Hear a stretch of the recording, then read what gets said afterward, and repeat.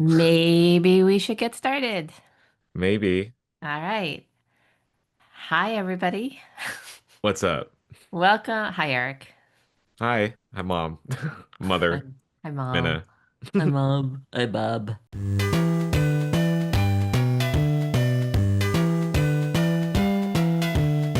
Welcome to episode 31 of the Mom and Eric podcast. Episode 31. Woo! Okay. Yeah. And we actually know the number this time. Yes, we actually know the number this time. So today we are going to we're going to focus on Sinners. The latest movie from Ryan Coogler. We may do a little detour into Puss in Boots, although I don't think that Puss in Boots is, I mean, I thought it was good, but I don't think it's a movie that's really worthy of a lot of discussion. Oh, are you kidding? I I think just, we can take a great long detour into Puss in Boots I if don't think, Puss, we by wanted the way, to. this is Puss in Boots' the last wish. So Yeah, okay. Well, yeah, we could do a little bit of that. let's start with Sinners. Sinners has been out for, this is its third weekend out. This is a movie that's Ryan Coogler's latest. You and I are huge Ryan Coogler fans. I think we are, aren't we? You love Creed, right? Yeah, I mean I love his movies. They're the ones I've seen, but I always put an asterisk Because you because haven't seen Fruitvale Station? yeah, I haven't seen Fruitvale, and I feel like that's pretty important if It I'm is actually gonna important. like appreciate his whole body of work. Yes, I agree. So anyway, Sinners is what a lot of people, the synopsis that people say is it's a Southern Gothic horror film, which was Yeah. really interesting, the Southern Gothic aspect of it. And I sort of now, I think Gothic is actually a good way to describe many of the elements, because many of the elements felt quite noir and pulpy and melodramatic, you know? Yeah. So there are some things that were just, it felt like they were intentionally over the top, which is a stylistic signature of Gothic, the Gothic style. So Hmm. anyway, do you want to give the plot synopsis or me? Yeah. Um, You usually I turn think this it's over to me, but I you know. you wanted to do it for the gorge. I Well, know I it was think it's important for you. funny. Yeah. Well, I think it's funny that you always ask me if I want to. I think that's nice, but also like I don't know. It's like That's holding the door open for you. okay. Well, okay. It's honestly, it's funny that you describe it as a Southern Gothic horror because I think Hmm. it kind of fits in. It definitely if it's multifaceted and like multi-genred. I feel like because I could easily see it described as like a slasher movie because of how like kind of gory it gets Yeah. and and kind of fun. It's like I think it's a little fun, but also a little scary, but Yeah. also like um pretty deep. Anyways, but the whole story is about two brothers who are twins. Now we cousins. Nah, we cousins. But they come back from Chicago. They are well-known gangsters, I guess. They And were running, it's during Prohibition, so they were mm, enforcers for Al Capone's gang. oh, okay. Yeah, yeah, yeah. And they come back to Mississippi to start a juke joint. And they just go around the town and start getting people to, come on board. But it's a bit conflicting because, their money is like kind of blood money, from, all the shit they did, to get there. And then, this on this fateful night, One night. yeah, the music attracts, vampires to the function and then things go crazy. So Yes. and I actually, I was when this story was unfolding, I was thinking that because they were like, oh, this will be opening night and we'll be doing this, from here on out. And I was like, oh, we're probably going to see like this over a month. And then it was just the one night, which like Yeah. I so appreciated. I think it definitely um it's like very reminiscent of like Do the Right Thing, like how it's like, all in one day. It's like 24 hours. Um, and then it comes full circle because they show the ending at the beginning of the movie, and then come back to it. Um, Yeah. anyways, I think yeah, it was a good, well-rounded story. Yeah. So, well, then why don't you start there and tell me, let's start with what you thought of the movie. Yeah. I really liked it. It I was remember you being somewhat dazed afterwards too. yes. Days is actually the perfect word to describe because I went with a few friends when we watched and like we just came out feeling so like I can't believe we just it feels like we blacked out for like 2 hours. I think because Like a I think fever be- dream. yes, exactly. And it was just so immersive, the movie. Yeah. It completely transports you to that time period. And the acting is just incredible. The camera work is incredible. I um know that they use techniques to have Michael B. Jordan on screen for both the twins, but I just watched the just look. BTS of that actually. That was Oh fascinating. yeah. Yeah, I mean It's it's a fascinating. special robotic camera that reproduces the shot exactly, but from different angles. Hmm. So then they have to do multiple takes of the same scene, but with Michael Jordan switching back and forth. And I was fascinated by how precise it is, like how Yeah. utterly precise you have to be through every single take. Yeah, because I knew that they were playing twin. I sort of knew they were playing twins in the movie, and then when I actually watched the shots of them in the same scene, I was like what? I You're know. breaking the rules. Like this is not how you're supposed to do this. But it like just works so well, and I think that Michael B. Jordan did a great job playing two different characters. Amazing, actually. Yeah, Amazing. and they were so distinctive from one another, Yes. not just from their clothing, but also from their attitudes throughout the whole story. Like Smoke was obviously more cautious and didn't want to do the And opening more night that violent. night, and more violent. And then Stack was kind of more easygoing and like, wanting to get things rolling. And I think their dynamic worked so well. And then in addition to that, the addition of Preacher Boy was like just amazing. That actor's incredible, and he's also Was an Caden. incredible singer. Yeah. This Um, is his first ever movie role. I mean, he killed it. He He should be did in more kill it. movies. And that guitar also was really it's something I've never seen a guitar like that. It was super Yeah. cool to He was see a that backup. displayed. He was a backup for her, which is how he was found He and was a discovered. oh wait for what? Her. Her, Her, the musician, her. Oh, I see. She was a backup for her. Huh? Who? I know it's very Huh? confusing. Um, yeah. But yeah, I mean, I mean, my overall thoughts is that it was scary. It was a little scarier than I thought it was going to be, but it was like just so enthralling, and it was a great story. It had also some deeper meanings and messages that I really appreciated were being told and being displayed in this context. And as much as I wasn't like in love with the movie, like I just had so much appreciation and love for the artistry that went into it. Yeah, that's exactly how I feel. Yeah. I haven't rated it yet on Letterboxd, but I actually think I would probably go with yours, which was 4 stars. So Ryan Coogler, I want to take a step back and have a little bit of a conversation about Ryan Coogler and what we like so much about him.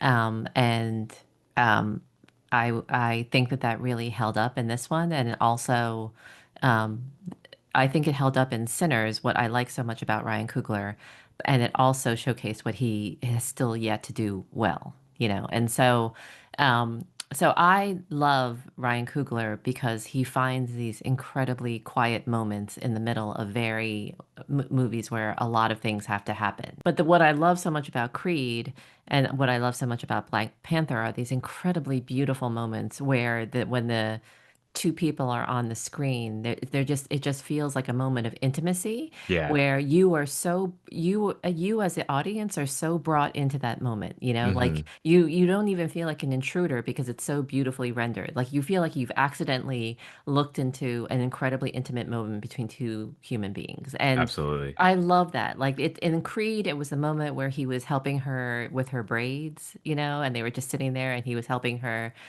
braid her hair or unbraid her hair. He was like picking through it really gently. In Black Panther, it was all of the scenes where he was talking to Lupita Nyong'o, you know, and talking about what type of person he wanted to be, what type of king he wanted to be, and you know, just really reflecting on leadership. So Ryan Coogler finds these moments of reflection. Um, But I think that his biggest learning curve as a filmmaker is how to balance those intimate moments with the overall arc of the story, And so, Hmm. um, Sinners had so many beautiful moments of emotional connection, so many beautiful moments of emotion. It's between Stack and Sammy. It was between Stack and um, what's her Mary. face, Mary, and then Smoke and Annie. There are all these moments, but even like the moments between like Smoke, between Stack like buying from the couple, the Chinese American couple who ran the grocery store. Like Yeah. everything in these moments showed that these characters knew each other. You could immediately sense what their relation was to each other. With Black Panther, there was like a shit ton of action, like it's a Marvel movie. So you're not just doing a story about a king coming to his own and then past wrongs and racism and Wakanda hoarding its resources because of how Black people are treated in the world. It's you're trying to, but it's also a Marvel movie. And so I think that Black Panther actually did it really well, because of some of the things that Ryan Coogler is genius at. Like he's genius at production design. He hires amazing cinematographers, amazing people to do the score, amazing costume designers. He's been working with Ruth Carter all along. But Sinners, again, showed that same sort of flaw type thing because I thought that the vampire segments, the sort of third act gory, vampire battle, I thought that those were the weakest part of the movie. Yeah. And so by the time it got to the gore fest and splatter movie, I was sitting there going, wait a second, I feel like we've just what are we doing? What are we doing? I felt like we were losing sight. And I know I actually felt sympathy because that was so hard to manage. So I feel like Ryan Coogler wrestles a bear every time he makes a film, which is that how do I speak to all these themes that are important that I want to get to? But then there's also like a big elephant in the room in terms of how do I get to that third act into a satisfying conclusion? So, for Mm. example, Wakanda Forever, I think, really failed because he didn't know what to do with the story with all the grief about what to do with Chadwick Boseman and his death. So that story just never. There were so many threads of that story in Wakanda Forever that made no sense whatsoever. Why the hell would Shuri become the Black Panther for one Mm. thing? So there was nothing that was there. There were a lot of threads that were lost, and a lot of critics, in giving Sinners a really glowing review, pointed out the same issue that was really evident with Wakanda Forever. And so they said, um, my two favorite film critics, Sarah from Laney and Angelica Jade Bastian from Vulture, they both said that they so appreciated the ambition of this movie, the fact that Ryan Coogler was taking so many big swings, and there Yeah. were so I could write a whole dissertation on all the themes that he was talking about, but in Hmm. particular, I'll tell you about the theme that I've really been thinking about nonstop in terms of what this movie did so well, but. They said, narratively, not all the threads line up, because it was almost like there was too much going on. So, for example, Angelica J. Bastian pointed out that that whole thing about Remick wanting to access Sammy, appropriate Sammy because he wanted to have the memories of his ancestors. She was like, that was just like a hand wave to the motivation as to why Remick was, targeting this juke joint, targeting Sammy. They were like, she was like, they barely developed that narrative thread at all. The whole idea of the power of music was beautifully exemplified in that one scene that everybody keeps on talking about, where the past and the present and the future were all present. But at the same time, she's like the whole thing about why the white vampires are going. She's like, you had the actual Ku Klux Klan and you had the white Yeah. vampires trying to appropriate, Black culture. She said, a lot of that stuff was just felt unresolved. And the way that Sarah put it said, there were just way too many, there were way a ton of narratives going on, and the edges of the narratives were not quite meeting neatly. Like you kept on feeling like you were picking up one and not the other. I was also cowering, behind my hoodie because I was terrified. Of But I course. was sort of thinking, wait, what is happening here? Are we just in sort of a standard horror movie slash fest? Yeah. Because I thought that all of this setup was leading to something. There was such a beautiful there's so many beautiful setting sequences and so much beautiful atmosphere. I kind of thought that there would be something more monumental that happened in the third act, like a much like I thought that the battle would feel more monumental. So anyway, so that's my main detractor. But before I talk about the one thing that I really, really made me think about this movie, did you want to respond to that? Yeah, I mean, you put it very eloquently, especially with like yeah, the intimate conversations. Like I think it's astonishing how many personal like moments between characters I can remember from the movie. Yes. Like they like it. I just remember what was happening, why they were talking, why it was so important. Yes. I will say it was towards the beginning. I feel like the setup was like it was incredibly well done and in depth, and you just like understood these characters very well. Um, and I think I agree with you that the threads didn't necessarily match up perfectly. The one my main complaint when I was what the reason why I didn't think it was perfect was because I felt like some of the plot or the narrative or just most of the bigger themes about the movie were a little spoon-fed like Yeah. through some of the even like because those moments are intimate and like they are beautiful, but they would also like kind of right next to that kind of inject something about the plot, Yeah. where like I felt like it could have been a bit more subtle. Yeah. And so when it Over expository, you mean? a little bit like not so much that they were explaining every single element of the story, but Yeah. like it felt like it was like an add-on sentence that they didn't need, you know. Hmm. And I think it's so funny that I'm so lately I've been so f over fixated on ADR for some reason, like dubbed lines and things. Yeah. So it's something I notice right away now, if something is dubbed or not. So whenever there's like they cut to a wide and then they have a line about like about the content, to add in context or to like describe more about how the characters are feeling. I always have to question like, was that really necessary, Yeah. or are they just trying to compensate for people who are stupid? You know? Um, Yeah. yeah. So and like obviously that's like such a minor complaint, but I think like ultimately Ryan Coogler knows what he's doing. Oh yeah, I think he's so Yeah, talented. he's like he just at the very least, it's just so compelling. Like it doesn't really Yes. even matter at the end of the day. It does turn into like a slasher, towards the end.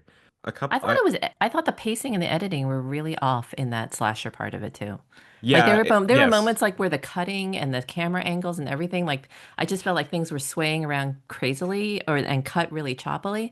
And I think that that was supposed to convey the chaos that was breaking out, but I was like, there are better ways to depict chaos than to get all weird and funky about camera work and about yeah. It editing. felt a little bit just to me like here's this thing and then the next thing happens, You're right. That's exactly right. instead Right. of like we're like moving towards this That's thing, right. Right. like the ending, he's actually one of my coworkers said that he left before like the credit scene, like the Oh, main really? credit scene, yeah, which is like that's integral to the plot. but Yeah. but I think I sympathize with why he left because he was feeling that it was just the next thing and the next thing, and then Right. like that scene just felt kind of like stuck on there, even Yes. though it was integral to the story and like a beautiful message. Yeah. I think like it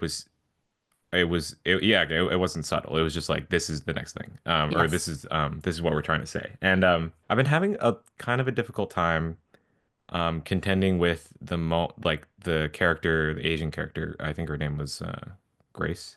Yeah. Yeah, I'm having Grace and Bo. yeah, like because she was ultimately the one to let the vampires in, which was like because of how deep the messages are in the movie. Like Yeah. I'm trying to She played the part of the stupid kid who fucks everything up. yeah, Yeah. which on the surface that's kind of how it comes off. But if you kind of think deeper, it could mean a lot more. I think like I heard somewhere from on a TikTok that the actress had actually asked or like made input so that her character would be a bit more be able to sympathize with um because ultimately she was that person and she fucked everything up like in that scenario. Right. Because ultimately she cared about her family and she was trying to protect her family. Right. And then like her burning herself with her husband was like protecting her daughter. Um, and like I'm having a difficult time kind of like accepting that, she was the only like she's the only Asian character and she's given this like part in the plot. And then also like kind of the more the deeper messages about kind of the racial kind of aspect of it, of like, you know, how that kind of relates to Asians being the model minority and like, you know, being the ones to like capitulate for their, to protect their own, but even at the cost of other people, it's like, it's kind of like for me, I feel like that was kind of a little bit of the message that was being displayed, which I think was like, it's just difficult, because then ultimately people who are stupid who will watch that scene will just go, of course, like, she fucking sucks. Like, and that was like such a shitty thing to do. Um, That's funny. I don't find that reaction at all invalid. But I do find it particularly couched in your generational understanding of race and ethnicity. Because uh, I feel like you're reacting to sort of the current day weariness of the stereotyping of Asians. yeah, yeah, Whereas I think that for me, the intent behind Grace and Bo and their daughter's characters um, was really to uncover something that most people don't know, which is how present there yeah. were Asians were at that time, and Hmm. everybody associates Chinese Americans with railroad building the railroads. Like they were huge out in California, and when the gold rush started, so they were huge. One of the reasons why San Francisco was so heavily populated by Chinese people was because of the labor that they needed to build the railroad and the Yeah, labor that they needed to like build to expand westward. yeah, And so nobody knew that they were running these small mom and pop businesses, but a lot of people feel like the stories of Black people in the South and the people of Asian people in the South are never told, or yes, if they are told, they're told by white people, yeah. or they're told in a really specific Or in way. like a, very rudimentary historical context Right. And and so, not something that's so personal. correct. So I didn't have that reaction to Grace's moment. Yeah, I thought that in general, I thought in general, everything plot related from the point that the vampires started taking over, I thought that everything plot related felt more clumsy and contrived. Like I yeah, felt like the story was flowing so beautifully and the setup was flowing so beautifully. And then everything sort of climaxed in that incredibly iconic scene, with Sammy playing the blues. And so I feel like that was the pinnacle of the movie. And then it was kind of like the air going out of a tire, that all the plot felt really contrived after that. All the um, all the editing and pacing felt contrived. And so I felt that Grace at that point was just the device to get to get the yeah, movie to end. Does that make yeah, sense? yeah, So exactly. I didn't read anything deeper into her being Asian and being that plot point, Right. because they had been so well represented up till that point. Do you see what I mean? Like, Yes, yeah. I yeah. mean, and my what I'm trying to describe is like my difficulty in like dissecting that. I Hmm. think I think you're right. Like I just obviously, don't think that there is anything to be dissected about it. well, of I course think. there is. No, no, Of I cour- meant like I don't think that he meant any symbolism by it. No, I no, think no, no, that I no. think it was Yeah, just a I'm saying, plot yeah. contrivance. Like Yeah, I'm saying, I like you are. Think you're totally correct. Like their intentions, were to showcase like that element, of those characters, and also like to focus on like what those characters actually cared about, which was their family and their business and that stuff. But yeah. I think I am reacting to like how she was, since she was the plot device just to get the story forward, that these kind of or elements of like how they could relate to her race and that stuff, how that just kind of comes out of that. Do you know what's Or interesting about that, by the way? yeah. So you read that symbolism in, Grace as being serving that plot point, Yeah. and almost all the commentary I read have focused on the symbolism of Mary being the one to actually open the door for the infiltration. as a white person, as a white passing person. True. So everybody focuses more on the fact that Mary is white passing and she's the one who initially opened the door a crack. Yeah. So that Mary is also a plot point, right? Yes, absolutely. She's the one who says, "I will go and get that money for you because I can and I know you need it." And so she's the one who says, "I can be that bridge because you can't." And that relates to the larger theme that I've been thinking about nonstop, about how I'll talk about it in a second. But anyway, Mary, everybody talks about the fact, well, of course it was Mary who had to do that. Like, of course it was Mary. So in other words, Grace inviting everybody in was just like after the fact, well, when, the carnage had already happened and it was Yeah, already sort yeah. of doomed. Whereas Mary is the one who really opened the door crack, and then let the flood eventually come pouring in. Yeah. Does that make sense? Yeah, yeah, absolutely. Yeah. And so in that case, people do think that her race, the fact that she is white passing, is a hugely symbolic point. You know what I mean? So Absolutely. so what's interesting is that that's what I meant about this being a you reaction to the plot contrivance of Grace inviting them in, which is that, you noticed, of course, you would. There's lots of reasons why you would, but you noticed the Asian character being the one to invite all the vampires in. But the greater majority of people notice that it's the white passing character who actually started the whole shit to begin with, Yeah. you know? Yeah, and I'm equating the symbolism. I'm not Yes. saying like that's the most, yeah, and it's like it's just an element that's like a lot to think about. Yes. There's so much, like those are all extremely um complex, I think, ideas. Yes. Such Especially to good. have in like a horror zombie, or not zombie, a vampire movie, Yes. Yeah. which I so admire about it. But that's why I'm just thinking about it a lot. And another element that relates to Mary's character is like even in down to their uh what they looked like when they went to visit Sammy when he was older and he was Yes. playing music. Like Yeah. um it's like just from my cultural understanding of like the clothes that they were wearing, like Yeah, specifically. that got an audible laugh Oh from yeah. in the audience when Yeah, they because walked they in. looked like a little ridiculous, sort of, No, like, they were dressed in the worst of 1990s fashion. yeah. Um, and one would describe, I think, especially the colors that Stack was wearing and like kind of in the style as like a little Hotep, Mary, who's white, passing, just looking like she shouldn't be wearing that. So, I so admire that. It's like so, it really makes me think about, those symbols.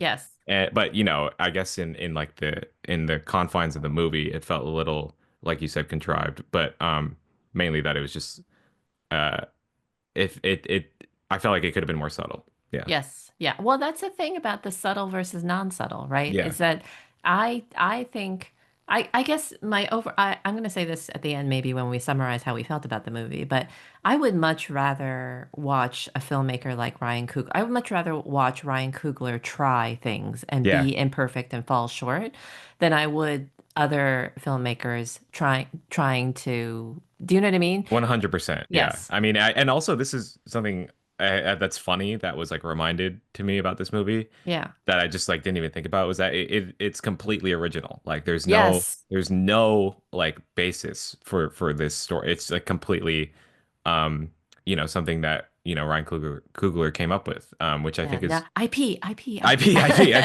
and you can make a Sinners franchise. But no, it's like it's great, and that should be mentioned because we It need should be more of that. mentioned. Yeah, you know about the deal that he cut, right? No, Oh, everybody's, a lot of the industry news, media outlets are talking about this. So all the studio executives are making a huge fuss because he negotiated a deal with Warner Brothers that the rights for this film would revert back to him in 25 years. So all the studio heads and leads were like, oh my God, this is going to ruin filmmaking. This is going to destroy us. We're never going to be able to have a business model that works on that.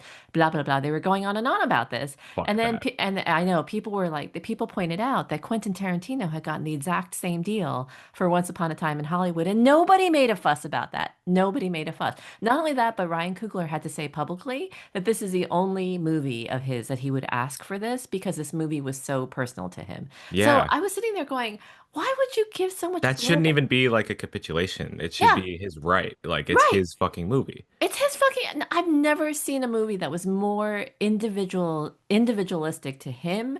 To Yeah. like, it's so personal to him. Like it felt like this is Ryan Coogler's vision, and I could. You and I talk about artistic intent all the time on this podcast, and I have the greatest reverence for Ryan Coogler's artistic Yeah. intent. I Yeah. do, and I have that reverence for his artistic intent, even when he only lands, he only successfully executes. I would say maybe 80% of the time or 85% of the time. Now there's some filmmakers, we've talked about this that have done a huge job of executing. Like we could think that they get closer to 100%, And so those are the movies that I rate 5 stars, on letterboxd. But I have such respect for what he's trying to do and how he gets there most of the time. And also um that whole thing, that thing that we talked about, the distance with the audience, and how some filmmakers like Honora don't feel like they're realizing the world. They don't know the world well enough to invite you in. I feel like Ryan Coogler makes us know what world he's trying to create. I feel like I Because feel we're like in it. that's right. From the get-go of Sinners, like and remember, there's so much context. I should say this for the benefit of the podcast viewers, but I was so dreading watching Sinners because I Yeah. so don't fuck with horror movies. I just don't. They Or leave a just heart. scary. They leave. Scary or gory. I'm the same way. Yeah, but they burn themselves on my brain in a way that's not good for my sleep, not good for my psyche. And so I was really terrified and I took so many precautionary measures. I so badly wanted to see this film, but I was dreading it right up until the get-go. And then the second that the movie started, I was sucked into this world, sucked into this world. I was so captivated by how people were, how they looked, how they talked, how they dressed.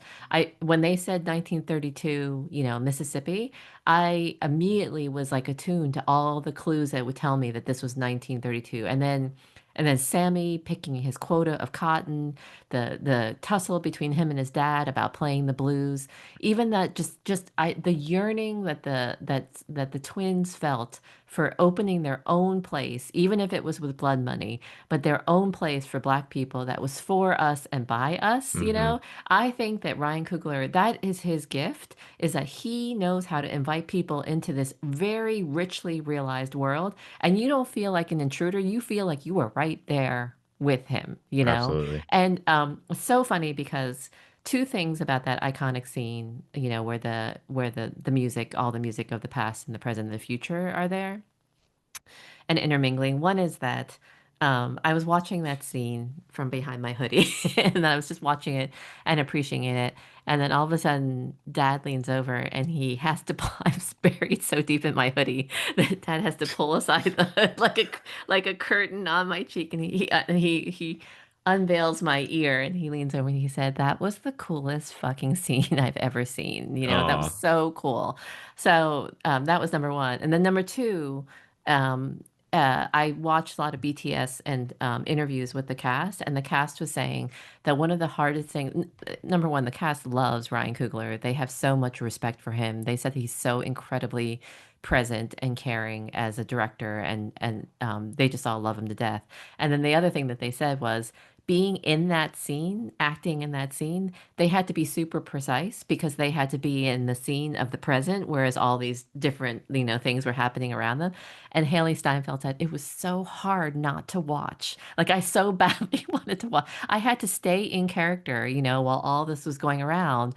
But because I knew that all of this was going around, I so badly wanted to watch it. I was like, Yeah, I it's can't. so It was like, captivating. I can't wait to watch this as an audience member. And I had to stick to my part and pretend that none of this was happening around me. And so, in other words, she knew that her job as an actor was to be part of the mise en scène, to establish that presence, to keep us all in that moment, in that scene, so that we were part of the magic of that scene.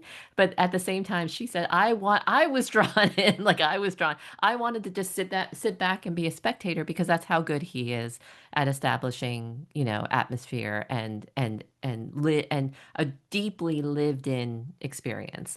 And I honestly think that that comes down to occasionally brilliant writing. Sometimes his writing falls short, but a lot of the times it's just brilliant. If it deep characterizations, great performances, but in particular, I think that Ryan Coogler excels on production design and cinematography and music. I think that he excels at the technical elements of film, or he's worked with the same team throughout all of his movies. So Hmm. his composer Ludwig Göransson has been with him since the get-go. So I think that he really knows how to pull it together into this complete vision. And I am very grateful for movies that draw you in like that, that make you and that don't hold you at arm's length, while you're just sort of like, I feel like I'm watching somebody's attempt to do something, but not, it doesn't really feel true. Yeah, there's so much to think about. I feel like he There's so gives much to you think about. he just gives you this giant platter of like Yes, that's ideas right. Yes. and just amazing visuals and sound and story elements and that I was very shocked by. I think it was Yes. like I was just floored by like how in depth it was and um especially just like the message of the story, choosing to be free and stick to um you know what you love, in music and art, over like any horrors it might bring. And that's very true just in a specific historical context with, how Black people in this country have, created some of the greatest art there is, Yes. and they've been lynched for it. Yes, they've been lynched So for it. Exactly. I think it's so beautiful how directly that the movie addresses that while also being super fun and super enjoyable and like a ride. Yes, it is Um, a ride. That's exactly how I felt actually. I told Dad that actually. I said when we were walking into the movie theater, I said I feel like I'm about to go on a roller coaster that I've never been on before. yeah, And I love roller coasters once I've gotten acquainted with them, but sometimes I find them utterly terrifying in the yeah. prospect, the unknown. It gives me so much hope for Ryan Coogler's future career. I mean, like Yes. Jordan, who was here this weekend, told me that he's 38, which I didn't know. And that's still relatively young, but also he just has so much ahead of him, to do, Yes. that I'm excited for. And I didn't know that thing about his deal, this 25-year deal, and that just boils my blood. I hate this concept of intellectual property. It's like Yeah. if That was the big difference between USC and Chapman, remember? yes, exactly, and that was Yes. such a huge difference. Huge difference. Yeah, To not let and students own their own films, it's kind of crazy. yeah, and now I can very easily show my films I made from Chapman, even though they suck, on YouTube, and show them to people because that's so much more freeing. And I like, in a perfect world, like kind of the artistry, the freedom and the artistry that's displayed in this movie would Yes. be commonplace, I feel like. But I feel like Yes. it's It's being because stifled. it's being stifled because studios are realizing that it's valuable and now they are, monopolizing that Yes. that artistry, which just fucking makes me so angry. Um, because like this is probably the most original movie to come out in many years. Yes. Um, and it's yeah, and I want more of it. It's just like there's not enough Yeah. out there. I agree with everything you just said, and I understand your fury about all of it. And actually, the thing that's making your blood boil about monopolies and ownership, and artistic freedom and artistic integrity. I actually, that's the thing that I am left thinking about the most from Sinners. Yeah. So I thought about this a lot actually last night and this morning because I was thinking about how people only ever understand racism as a person on person construct. So they think about it as a hearts and minds issue. They think about it as a person saying something to another person or a person treating another way or a person committing violence against another Yeah. person, right? Yeah. So the thing that I think that Sinners shows incredibly well is that when you take the collective hate and prejudice and ignorance of a lot of people, Yeah. an entire culture, okay, that has grown up around white people, then you actually, what Sinners depicts is truly that idea of structural racism or systemic Yes. racism. And so I cannot tell you how many times, by the way, in all my writings about diversity, equity, and inclusion work over the last several years, people have told me that they just do not get structural racism. They don't get it. They don't get what structural racism means. They don't get what systemic racism means. They think it's just Yeah. meaningless jargon. Okay. Yeah. So I had to explain this again and again, but Sinners explains it very, very well in the movie, which is to say, Sinners basically depicts a society and a time and a place, which might not have changed actually that much, judging by what's happening in the Deep South. Yeah. But anyway, it shows how everything possible conspires to not allow Black people to be free. They cannot be free to play music or to create wealth or to amass wealth. They're not given the privilege to amass wealth and pass it down from generation to generation, you know? And so even and that's the story of the smokestack twins, you know, is that they had to go work for a white gangster, blood money, in order to scrape up enough money to just open the juke joint. And even then, it was just for one night, you know? Yeah. They were still being given wooden nickels because that's what their clientele was being paid in. They were being paid in worthless money, you know? Yeah. So there's so many stories of Black people, the judicial system, the financial system, the banking system, the housing system, everything. That is systemic racism. When every single system that people count on to like create these structures and supports that give us our way of life, everything in that is stacked against Black people that they can't succeed. Yeah. Basically, they're not allowed to thrive and they're not allowed to succeed.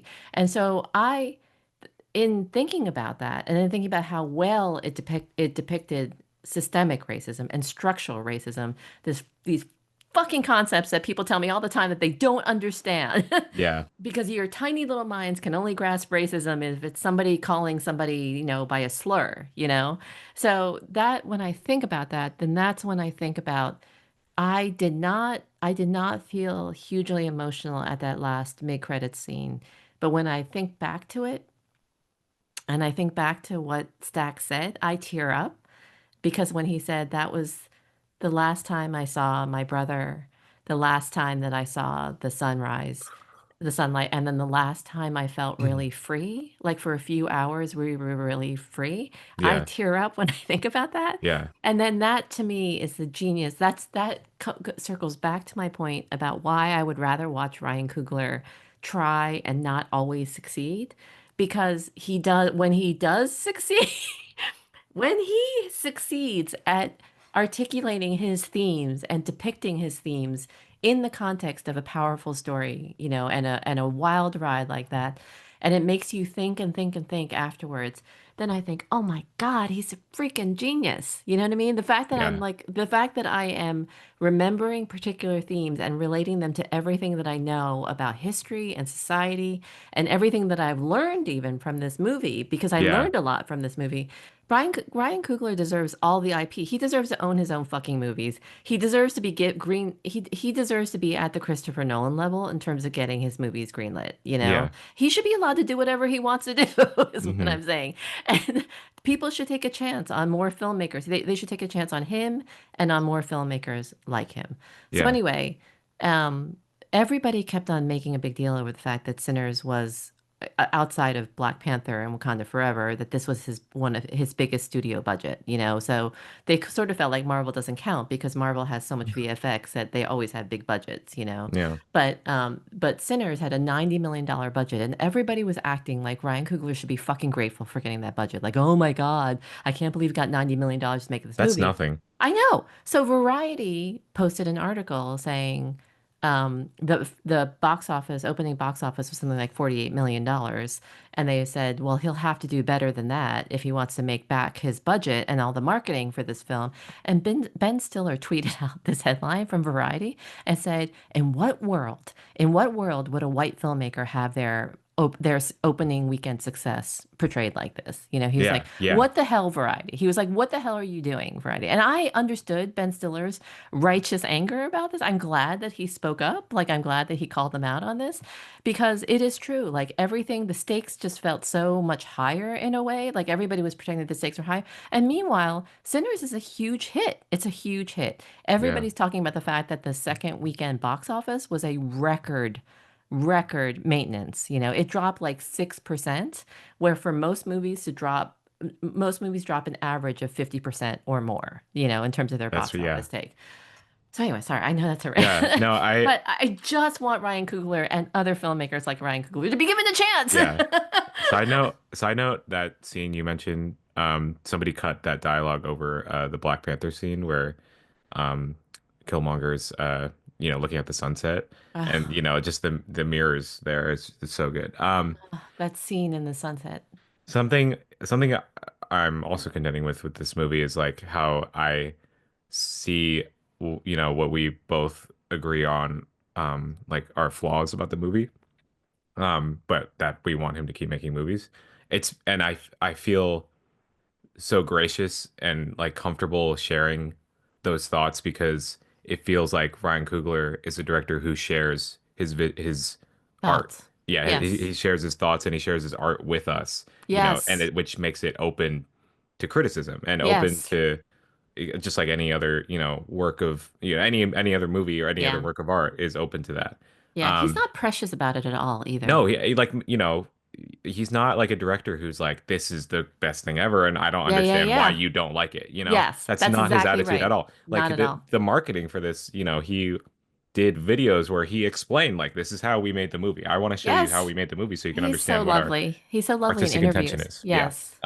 And on the structural racism part, which I think is just the most important element of that movie, like, I remember having a conversation in high school when I learned about institutional racism, where I said that you can't be racist to white people, and my friends were being like, that's not the definition of racism. Racism is being offensive to somebody's skin color because of their skin color, and white is a skin color. I'm like, that you just have no understanding of actually how it works, and the movie just does such a great job of displaying that because you would think that a very I was about to say derivative, a very basic understanding of the dynamics between the vampires and the people in the juke joint was like, oh, evil white vampire and like, black people, and like that's the only dynamic. But like Right.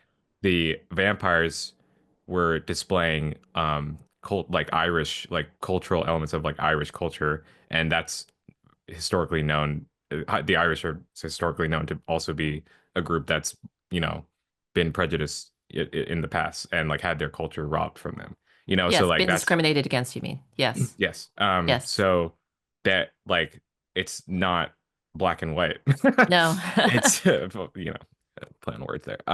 It's not black and It's white. yeah, it's way more complex but the real evil that I so appreciate that the movie tackled was the fucking KKK. Like Yes. it was so cathartic to see all those members just get fucking gunned down just like by Yes. Smoke, who had just had the worst night of his life Yes. and just like fucking, you know, kills them all. It was just Yes. so good. And That and was I'm great. I'm glad that that's the real takeaway is that Yes. like that's the real evil that we have to fight against, Yes. and we have to also recognize all these other facets of really complex ideas and structures that we currently live under. Yes. Yeah. So I'm so glad I went to see the film. Really, really hope that Ryan Coogler, makes a ton more films. And he was a total, he was a just, so the word that I was thinking when you said that he's so open and transparent about his art, and the word that I keep on I kept on thinking it was generous. Like he's so generous with his art. And it's not just the experience of going to see his movies, but it's also the way he talks about it too. He was so lovely in Yeah. interviews. And when people showed their appreciation for really specific elements that they really resonated with, he would just be so happy. He'd light up and he'd be like, "Right on, man. Thank you." Like, thank you for noticing that. He was so psyched when Yeah. people noticed certain things that he was very intentional and thoughtful about it. And Hmm. so I feel a little bit about Ryan Coogler like I do about the Obamas, like I love them so, so, so much that I don't ever need to meet them because I'm afraid that I would dissolve in their presence. Like I just Mm. wouldn't be able to keep it together. But I just have so much appreciation for Ryan Coogler as an artist. And I really think that Sinners is his most ambitious and important work. That he's ever done. And I feel like you and I should probably see Fruitvale Station Yeah. at some point. We will, I think. Yeah. So, And I do think it's also great that he's able to openly acknowledge his inspirations, one of oh, which you want to one of transition to which Puss in was Puss Boots? in Boots and the Last Wish, which is so valid because that movie was pretty great. Pretty great. Yes. So, for the Um, benefit of our listeners, there's a clip that's been circulating around where Ryan Coogler was being interviewed on a podcast, and he said by that Straw one of Hat Goofy, he's a TikTok creator, oh, is very he? popular TikTok creator. And so he was being interviewed, and he said that that he loves animation in general, which Yeah, obviously is very dear to the and heart anime. of. Yeah, he loves anime. We both know that Michael B. Jordan is a huge anime fan, so obviously this is in Eric's wheelhouse as well. And yeah, so we are both animation fans. And yeah, it's Yeah, well, yeah. it's Anyways, cool, I guess. well, no, it was sort of the thing like as if we needed another reason to love Ryan Coogler. He goes on Oh and on yeah, about yeah. animation and No, anime. true. So that Yeah. he mentions that one of the inspirations for his films was Puss in Boots: The Last Wish, and I sent this clip to Eric to you, and you were delighted by it. And then I said, half jokingly and half seriously, I said maybe we should talk. You said you should watch it because it's good. And then I said maybe we should talk about both movies. And I still am a little bit skeptical as to whether or not Puss in Boots: The Last Wish is worth talking about at any length I whatsoever. it's not I don't okay, I don't know why you're putting this like is it worth talking about? I personally am just curious like if you like the movie and what you thought about it. I did like the movie. I did like the movie.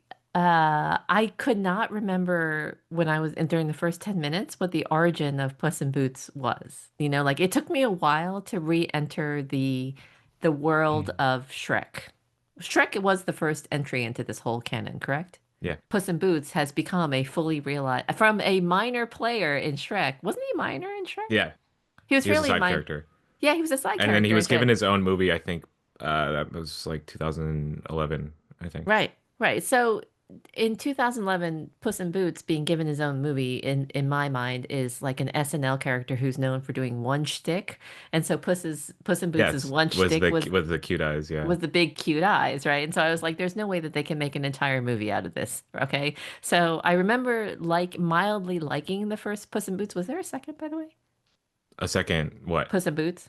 That no, The Last Wish was the second. Okay, this last Yeah. okay. So anyway, I Many years remember after the fact also. I know. So like so in other words, I felt my brain struggling to remember what I knew from the first movie and also from the Shrek movies, right? Yeah. And then I realized, oh, there's no absolute need to remember anything about the universe or about Puss in Boots because he's laying it all out there. Like his character is very Yeah. flamboyant and Well, constantly telling that's stories about something I it. love about the Last Wish is that it's like pretty disconnected, I feel like, Yeah. from that whole universe. I think it's like pretty standalone.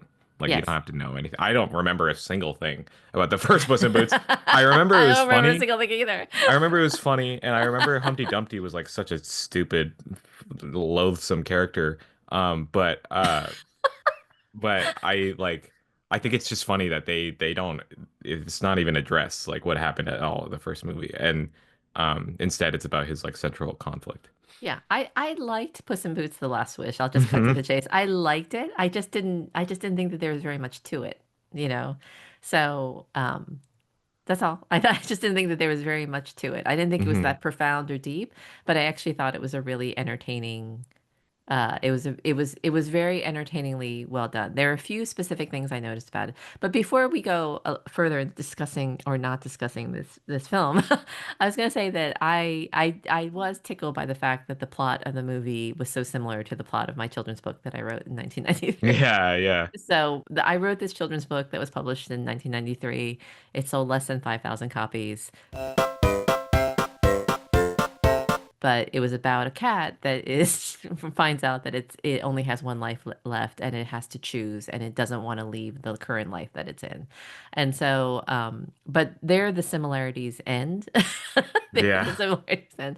And Puss in Boots is really more about it's more about a hero's journey and also a hero's journey towards self knowledge and self-realization. And yeah, so and to that extent, I think that the movie did a fine job. It did a fine job of marching towards it. It did a good job of rolling out its story, and all the side characters were very funny. I just thought it was very slight, like kind of superficial. yeah. No, I get that. I don't think it was like It's a lot hard of to people. imagine what inspired Ryan Coogler. I don't see that at all. I mean, I think well, one of the best elements of that movie was how captivating I think the animation and the characters were.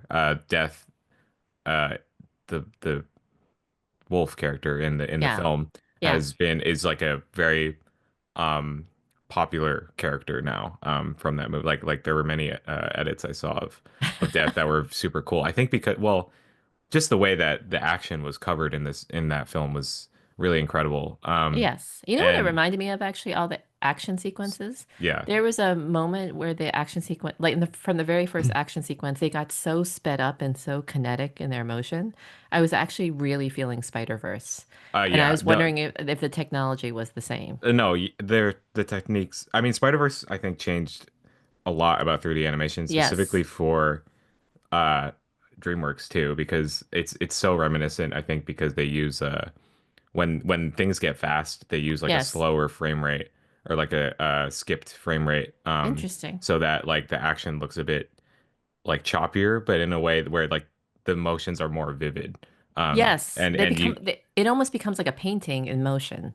So exactly you actually notice the artistic rendering much more in a more detailed and rich way, yeah even though the action itself is getting more kinetic and more sped up, which I think is a yeah really fascinating effect of the Spider-Verse, by the way. yeah but something that Puss in Boots like does really well is that they just had some character moments I really didn't expect that were very emotional. Like Yes. it's like one of the most um accurate, I feel like not well accurate, not accurate because I don't really I can't say I've experienced that many panic attacks, but the scene where he has a or he has multiple panic attacks in the movie. Yes. Yeah. But the one where, Perito, the little dog, like puts his head on his stomach is just like it's so compelling.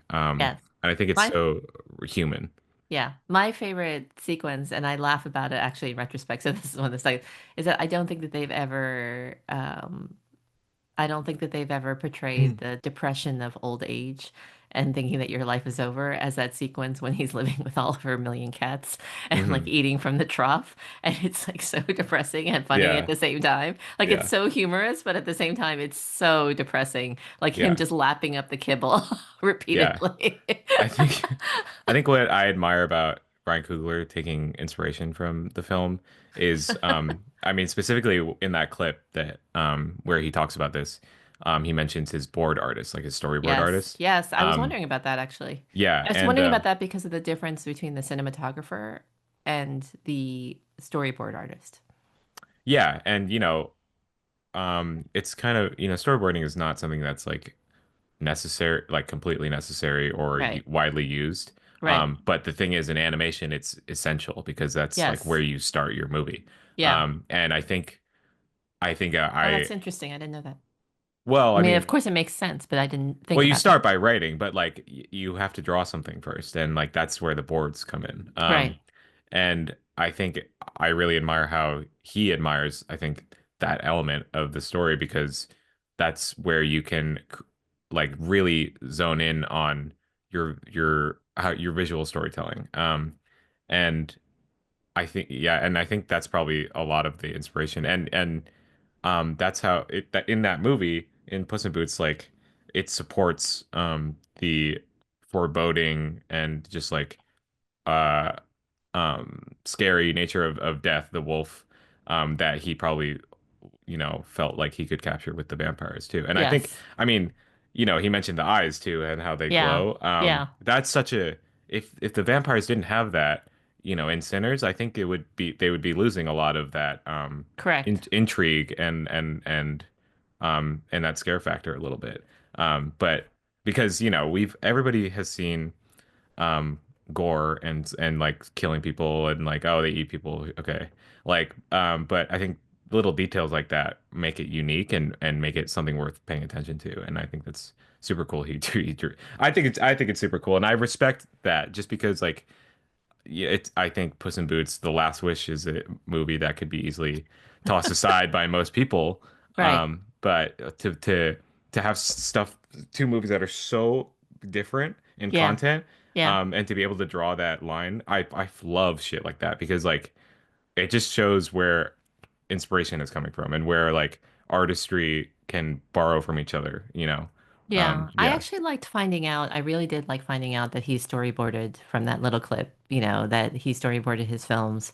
And then it actually reminded me of all the stories of Bong Joon-ho because Bong Joon-ho storyboards all of his films. And so it kind of it makes me think. I know you said it's not necessary, it's more necessary in animation, but for the directors that do it for the live action films, I actually think that storyboarding does and like does sort of it makes the visual storytelling feel more polished to me Yeah, and also 100%. just more beautiful, you know. Yeah. So all the scenes in Sinners where they were driving through the cotton fields with the sky up above were just like a painting. Everything felt like a painting to me, even like the rundown, dilapidated town, there was Hmm. still just life there. It was life being captured everywhere. And I feel like the shots were framed so beautifully and everything just looked so amazing in Sinners. And so I did see Puss in Boots first. I saw Puss in Boots on Friday Oh, afternoon, really? and then I saw Sinners. And I honestly think that I think that the movie was less scary. I found Remick less scary than death in Puss in Boots. Yeah, yeah, I agree. I thought that death was pretty damn scary. So, and Yeah, and I hated the way that he kept on appearing too. the vampires were missing that a little bit just because of our uh prior understanding of vampires, like, Yes. and what we know about them. Although Yes. it was something that was very funny in this and playful in this film was like was realizing the vampires like weakness again, or weaknesses and the rules about vampires, like Yes. the Garlic. I've seen so many sketches now on TikTok of like people, like, I mean, not being Inviting their invited friend in. in. Yeah, yeah, Yeah, yeah, yeah. yeah, yeah. It's They're hilarious. oh, and because the scene with You never needed to be invited in cornbread before. Yeah. cornbread like coming in, it's just was the funniest I think of the whole movie because Yes. cornbread like was so obviously not cornbread at that point. And he was just like, well, if you just let me in, we It's can like, we why do can you need hash to it like out. It's like, why do you need to ask that? So, I um, know. I thought the memes were hilarious. yeah, so it lost a little bit of that fear factor just because vampires in a in and of themselves are a little silly, like, Yes. they've been done like many times, and Yes. it was even a little corny, I thought, when like Annie was like vampires, like it's vampires, like, oh, I know, like, which is why I kind of desired a more like more intrigue, even though we already know. Yes. But yeah, it's still Yeah. it made it more playful for sure. Yeah.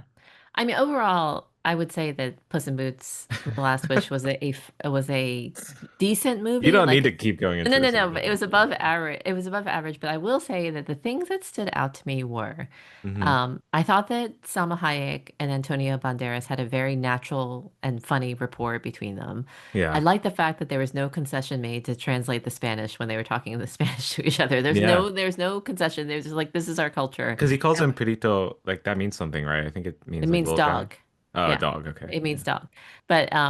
But there's like there are phrases tossed around in Spanish all the time, and they're not translated Yeah, I at have no all in the idea what they are. subtitle. Yeah, and then the last thing I will say about that I was pleasantly surprised by.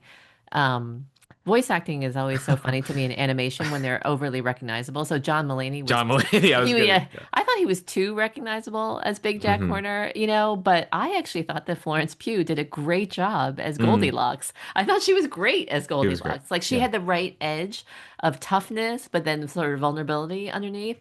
And it sort of it was I found it really striking how good she was in this because the reviews for Thunderbolts have been pretty damn good. And everybody is And saying that yeah, Florence Pugh is just, she carries it. but I really think that Florence Pugh did a great job in Puss in Boots. She was great as Goldilocks. And then I Yeah. love the voices of the three bears in general because it was Olivia Colman who was doing Mama Bear. I Hmm. love Olivia Colman so much. Do you know who she is? Oh, that is her. Yeah. Yes, yeah. She That's was so the mother great. in Sex Education. No, There was not Sex some. Education, Heartstopper. Sorry. There was also Davine Joy Randolph who did the cat owner. Yes, Yeah. And yes. They're great uh, voice performances. John Mulaney's was actually I love John Mulaney, but I just thought that he was so John John Mulaney. Mulaney. Well, he's so ham too, or He's ham. so him, yeah. Even though I had issues with some of those side characters because I felt like they were a little too disconnected from Yeah. Puss in Boots. Yeah. Um, I, I, I so appreciated. I still would get like would be invested and emotional with their stories. I mean, especially with Goldilocks. When Olivia Colman, the Mama Bear, says that line where she said, that's the moment, when you entered our lives, like when everything was just right. They Yeah, because they yeah, kept yeah. saying that phrase, just right, Yeah. and it just like, oh, you're like, because that whole scene, I was like, why are we here? Like, do we need to be spending time with all these I bears? know. Like, I don't give a Yeah, shit. And then yeah. she said that, I was like, fuck, man, that's so sweet. So, again, it's like appreciation for what they brought to the roles and Yeah. and the movie. For me, actually, Puss in Boots: The Last Wish is right up there with in the viewing experience. I mean, I think that DreamWorks does a really good job with things like Kung Fu Panda. You know what I mean? Like they're good enough. Their animation films are good enough. They're none of them I would rank at the level of how a Pixar movie makes me feel. So a Hmm. really good Pixar movie makes me bawl my eyes out. I really think I just remember being even moved by like Soul, which was one of the lesser known ones. But Yeah, uh I think DreamWorks like creates adventures yes. that are dazzling, and then like Pixar creates adventures that are personal, like Yes. they're like deeply Deeply, deeply affecting. personally. Yes. um, and because I will That's a really good distinction though, I think. I think How to Train Your Dragon is a perfect movie. I love that movie. Yes. Yes. But when I'm thinking about what makes me emotional about that movie, it's not the personal aspects. It's just the story and how well it's done. Yes. Yeah. It's a little different, and that Yeah. I think it's great that you brought that up. Yeah. So DreamWorks is then How to Train Your Dragon, Shrek, Puss in Boots, and then Kung Fu Panda. Am I Wild missing any Robot. big ones? Oh, did they do the Wild Robot? Yes, Oh, it's fine. sorry. Wild Robot. That was their latest movie. Again, dazzling. And by the way, I would put the animation like way up there in terms of being done really, really well, Yeah, but it doesn't hit at my soul the way that Pixar does. So Pixar is like definitely like deeper, like in some ways a little devastating. But okay. yeah. All I right. think yeah, they put a little more painstaking effort into their story craft Yes. than DreamWorks does, because DreamWorks focuses on how they can make the movie as fun as possible. Yeah. So I am really really excited for how well Sinners is doing. Ryan Coogler has become one of those directors like Bong Joon-ho. Despite Mickey 17, I really Yeah, root for them to succeed. yeah. And so I want these directors. And I also think I just want to say one last thing about Sinners, and this relates to Bong Joon-ho too, which is that it is unbelievable to me the anti-DEI backlash that's going on across our culture, across our history, in our politics, in our government, anything. I don't see the argument against having diverse voices in every single aspect of our culture. You know what I mean? I don't see the argument against knowing that, I don't see why Black people are constantly being oppressed or being forced to like not have, they're not allowed to have their culture. You know what I mean? And they are Black people, Asian people, whoever, like whatever group, they have such incredible contributions. And if they can put in the type of effort and love of their craft to bring their stories to life that Ryan Coogler does, I think that this is the most pro statement. Sinners is the most pro statement. And the fact that he does it with such generosity, which is like, I didn't, there's so many Black people who are so profoundly moved by this film, Sinners, you know? But Ryan Coogler didn't just make this film for them, although he did make it for them. He made it Yeah. for himself and he made it for them and he made it about them. But the rest of us are invited in, and I'm really profoundly grateful for that. Like, I'm Yeah. super grateful for that. So, as a last statement, I just think that I'm really excited by filmmaking and by the arts and by entertainment. If we can have more people churning out great films, you know, that really represent their stories and their voices, I think that more people should be able to tell the stories that are deeply personal if they have the ability to do it, you know. Yeah. So happy for Ryan Coogler on this one. And so happy Something for Michael B. Jordan. Oh my God, he's such a heartthrob. So dude, yeah, when he came on screen, I looked over at my friends and they were just like, um, something another really beautiful thing that I saw in my feed was just a video of from PBS of they interviewed China like these Chinese women who had worked in those grocery stores Yeah, when they were kids. yeah, And they were full Chinese, but they had Southern accents, you know, and yeah, they were going around just showing this interviewer, you know, pictures of them like in the grocery stores, like and you know, with their families and stuff. It's like so beautiful. Like it's just something I didn't know anything about. And it even I mean like it was that I think piece was made because of Sinners, but it didn't even feel that connected to Sinners.